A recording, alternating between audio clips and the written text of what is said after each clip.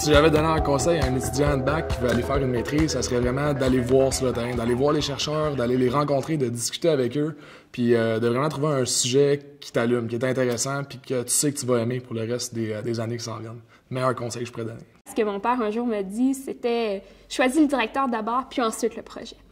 L'idée, c'est que cette relation-là, c'est un peu comme un mariage. On se marie pour 2 ans, pour 4 ans. Il faut explorer, aller rencontrer différentes personnes, puis ensuite de bien étudier notre personnalité pour s'assurer que ce qui nous manque, notre directeur va pouvoir nous le donner.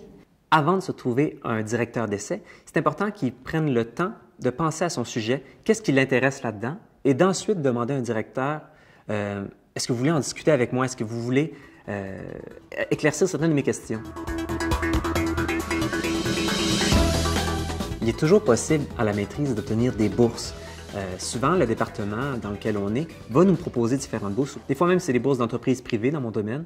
Ce qui est bien ici à l'Université de Sherbrooke, c'est qu'il y a plusieurs opportunités de travail, que ce soit comme auxiliaire de recherche, auxiliaire d'enseignement, chargé de cours.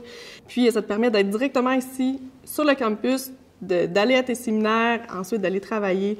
En sciences de la santé, dans certains cas, on peut obtenir des bourses. Par exemple, la faculté peut donner des bourses. Il y a aussi d'autres instituts, comme l'Institut de recherche en santé du Canada. C'est certain qu'il y a des grosses bourses tant au Canada qu'au Québec, mais si on n'a pas nécessairement accès à ces bourses-là pour différentes raisons, il y a des dates limites pour donner notre dossier, il y a les moyennes cumulatives qui sont très exigeantes parfois.